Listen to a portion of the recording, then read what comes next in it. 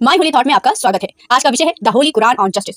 इस विषय पर चर्चा करने से पहले मैं ये कहना चाहूंगी कि अगर मुझसे कोई भी गलती हो जाती है तो मुझे माफ करिएगा। आप कमेंट करके मुझे मेरी गलती बता सकते हैं या अन्य तरीकों से आप भी मुझे मेरी गलती बता सकते हैं। बाकी मैंने रिसर्च किया है, मैं यहाँ जो कुछ भी आपके सामने प्रस्तुत करूंगी वो संक्षेप में करूंगी, लेकिन हाँ मैंने सूरह आयत का जिक्र किया है, आप विस्तार में उसे देख सकते हैं।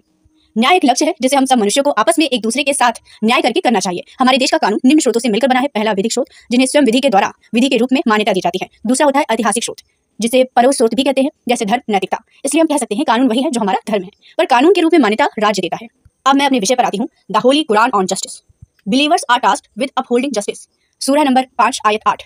जो ईश्वर पर यकीन रखते हैं, जो ईमान वाले हैं, उनके लिए एक टास्क है कि वो जस्टिस को कायम रखें, आपस में एक दूसरे के साथ न्याय करें।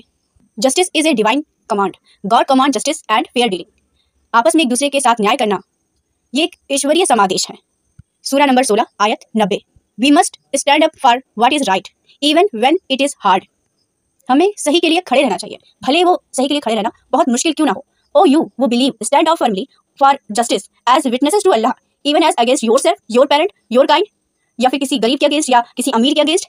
Follow not the lust of your heart. और एक लाइन बार बार आती है कि Allah is well acquainted with all that you do. जो कुछ भी तुम करते हो अल्लाह उस हर बात से परिचित है। सूरह नंबर 4 आयत 135। अल्लाह सब देखता है और सब सुनता है।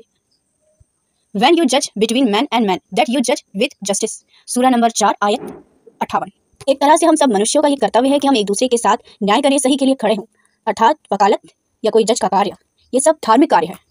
इस पर भी मैंने एक नोट लिखा है, वकालत और जज का कार्य मात्र एक पेशा ही नहीं बल्कि धार्मिक कार्य है। उनके कार्य करने का एक नहीं कई उद्देश्य होता है। एक उद्देश्य तो धन कमाना, ताकि वे अपने जीवन जीने के साधन को इकट्ठा और पूरा कर सकें, और लीगल एथिक्स को ध्यान में रखना। साथ ही ये न्याय का काम है तो अपने धर्म का भी पालन करना, क्योंकि न्याय या अन्याय बस तभी नहीं होता जब जज अपना निर्णय सुनाता है। एक मामला कितने सालों से चलता है और तारीख पे तारीख चलता रहता है। एक वकील के मन में तो कभी कभी ये भी आ जाता है कि कहीं मेरा क्लाइंट झूठा तो नहीं है, मैं इतनी मेहनत ईमानदारी से केस तो लड़ रहा हूँ, कहीं सामने वाले को परेशान तो नहीं कर रहा हूँ।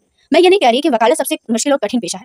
सभी पेशे या काम में मेहनत और ज्ञान की आवश्यकता होती है, और पेशों में यदि गलती हो जाती है तो वह उपेक्षा में आ जाता है। पर वकालत ऐसा पेशा है जहाँ कुछ गलतियां, छोटी सी गलती मन में घाव दे जाती हैं। ऐसा नहीं कि वकालत में सही गलत का कोई मानक नहीं है, बिल्कुल है, और वहाँ भी दंड है, उपचार है। किंतु एक वकील से पूछना कि वह कितनी बार पछताया या खुद को हारा हुआ महसूस कर रहा होगा, उसके मन में कितने घाव हैं,